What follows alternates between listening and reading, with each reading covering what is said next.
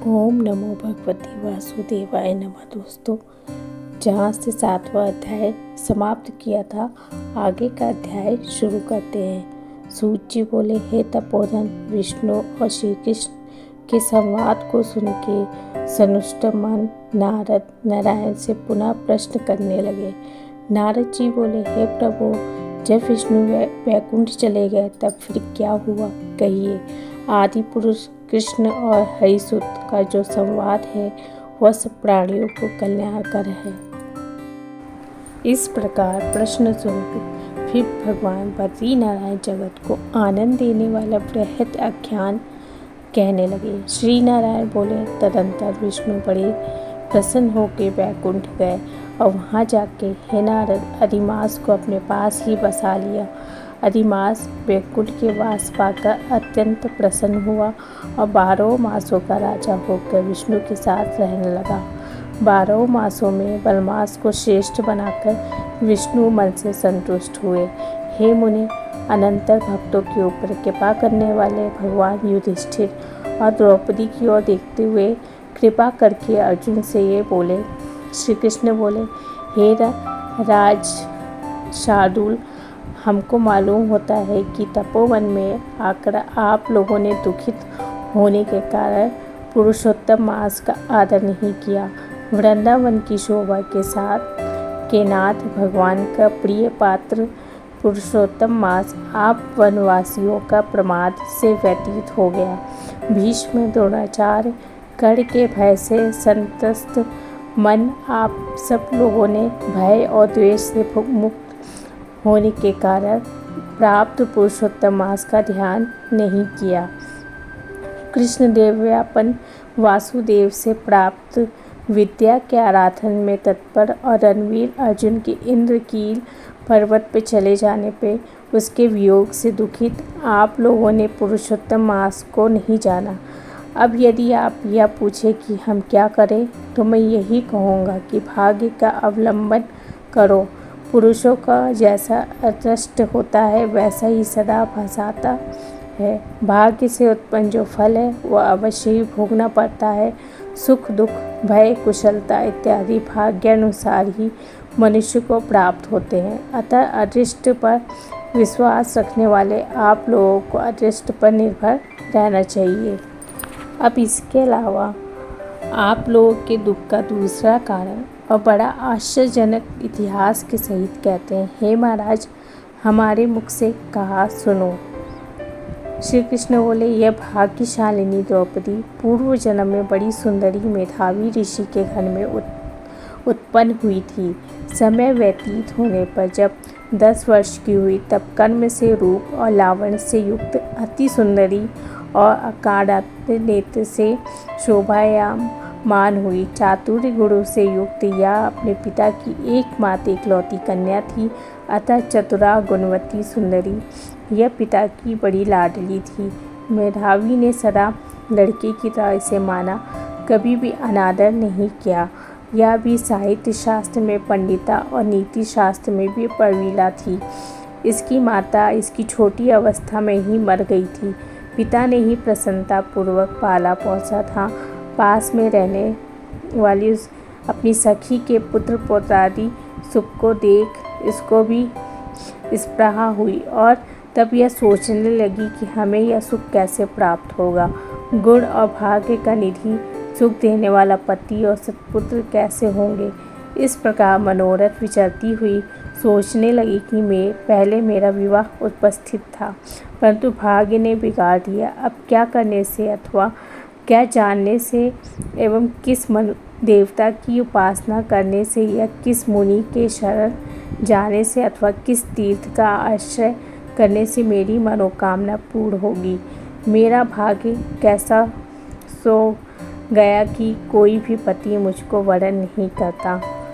पंडित भी मेरा पिता मेरे ही दुर्भाग्य से मूर्ख हो गया। बड़े आश्चर्य है, विवाह के समय उपस्थित होने पर भी मेरे समान वर को पिता ने नहीं दिया। मैं अपनी सहेलियों के बीच में प्रमुख हूँ, परंतु कुमारी होने के कारण पति दुख से पीड़ित हूँ। जैसे मेरी सखियाँ पति सुख को भोगने वाली हैं वैसे मैं नहीं हूँ। मेरी भागवती माता क्यों पहले मर गई। इस प्रकार चिंता से व्याकुल कन्या मनोरथ रूप से समुद्र के मोह रूप जल में निमग्न हो शोक मोहरूप लहरों से पीड़ित हो गई। इसके पिता मेधावी ऋषि भी कन्यादान के लिए कन्या के समान वर ढूंढने के हेतु देश विदेश भ्रमण करने के लिए निकले, परंतु कन्या के अनुरूप वर न मिलने से अपने मनोरथ में निराशा हुई।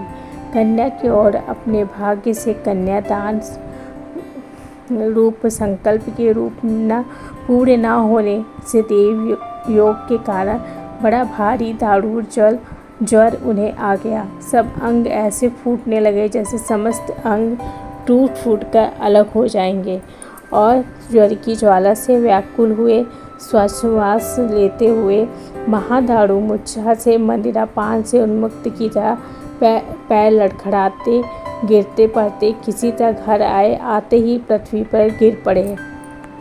भय से विह्वल कन्या जब तक पिता को देखने आई तब तक कन्या को स्मरण करते हुए मेधावी मुनि मरणासन हो गए। भाग्य के फलस्वरूप बल से एक कांपने लगे। कन्यादान प्रसंग से उठा हुआ जो महोत्सव था वो जाता रहा। तदंतर पहले हुए गृहस्थ आश्रम धर्म के परिश्रम के प्रभाव से संसार वासना को त्याग कर भगवान में चित्त को लगाने लगे। उस मुर्मुष मेधावी ऋषि ने शीघ्र ही नीलकमल के समान श्याम त्रिवली से सुंदर आकृति वाले श्री पुरुषोत्तम हरि का स्मरण किया। हे रास के स्वामी, हे राधा रमण, हे प्रचंड भुजदंड से दूर से ही देवताओं से शत्रु दैत्य को मारने वाले, है अति उग्र दावानल को पान कर जाने वाले, हे कुमारी गोपियाओं के उतारे वस्त्रों को हर करने वाले, हे कृष्ण, हे गोविंद, हे हरे, हे मुरारी, हे राधेश, हे दामोदर, हे दीनानाथ, मुझे संसार में निमग्न की रक्षा कीजिए। इंद्रियों के ईश्वर आपको प्रणाम है। इस प्रकार मेधावी के वचनों को दूर से ही सुनकर श्री भगवान के दूत चटपट मुकुंद लोक से आए। उस मरे हुए मुनि को हाथ में पकड़ के ईश्वर के चरण कमलों में ले गए। इस प्रकार अपने पिता के प्राणों को निकलता देख वह कन्या हाहाकार करके रोने लगी और पिता के शरीर को अपनी गोद में रख के अति दुख से विलाप करने लगी।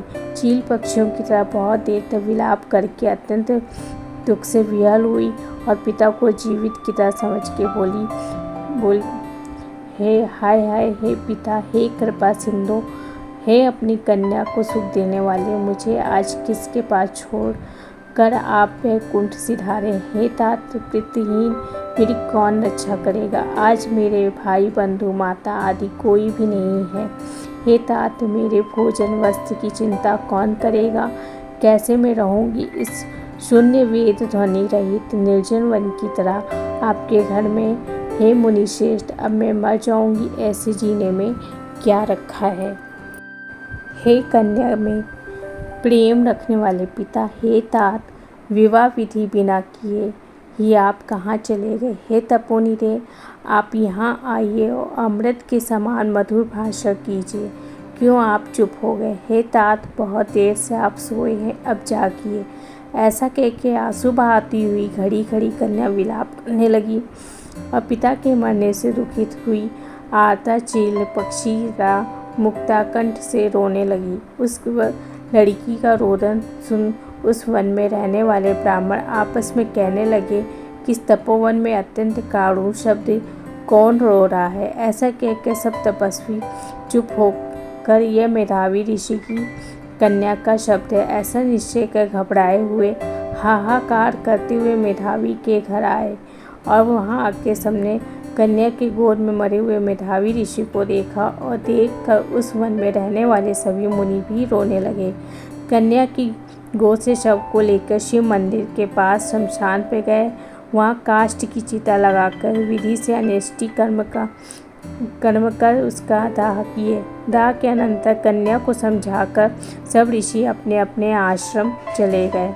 इधर कन्या भी धैर्य धार कर यथाशक्ति क्रिया के लिए द्रव्य खर्चा किया।